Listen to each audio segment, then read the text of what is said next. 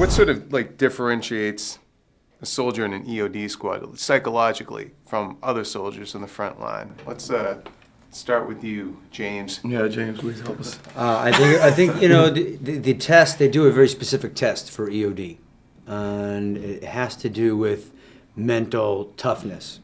I'm not saying other soldiers don't have that, but they have this very specific test to even get into EOD, and it's not physical.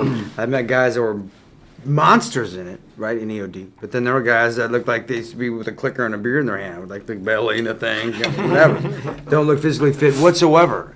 So I'm like, this guy could be in a suit, I could be in a suit. I feel like it's in pretty good shape. But no, it's a mental toughness that supersedes any physical pain, terror, anything else.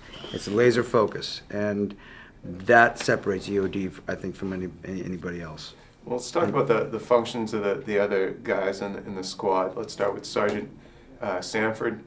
Sanford and Sons. Sanford and Sons. Sanford, did I get it Just right? call me Lamont, yo. I'm coming to Georgia, Weezy. Sergeant Sanford. Does the theme Sanborn. song kick in when you're driving around Baghdad? Is that- We're moving on up. That's great. It's Jefferson. What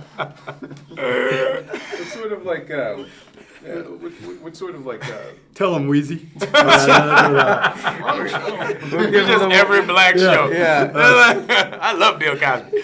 The Sanborn is more of the. Sanborn, I'm sorry. Nah, you're cool.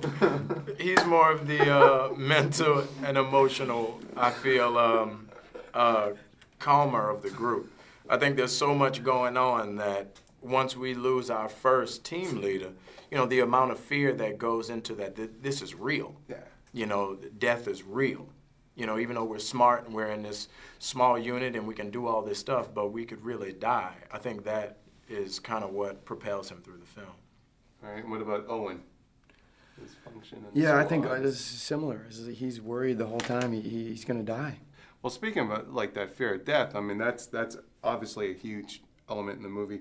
How does each of your characters kind of deal with whether it's the death of someone that they knew in the squad or somebody on the outside, and in their own kind of fears of it? Let's start with James, because that's, as the movie goes on, that becomes kind of a motivating factor for your character, the death of a character you encounter. Yeah, that was actually a very, very, very telling part of the movie. And there was, I think, a moment where it might have gotten cut out or written out before we even shot it.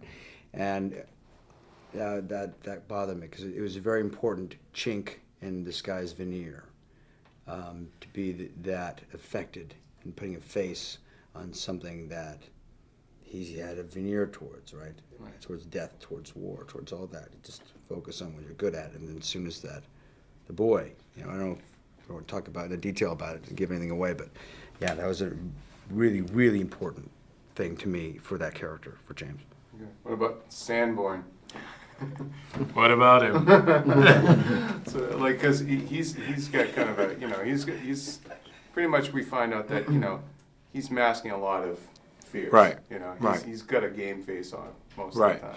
And I mean, I think a lot of Sanborn's physical and mental prowess comes with trying to protect Eldridge. The great thing about this film and the script is one of us could not exist without the other one. And it's a perfect triangle of just, psychological and emotional.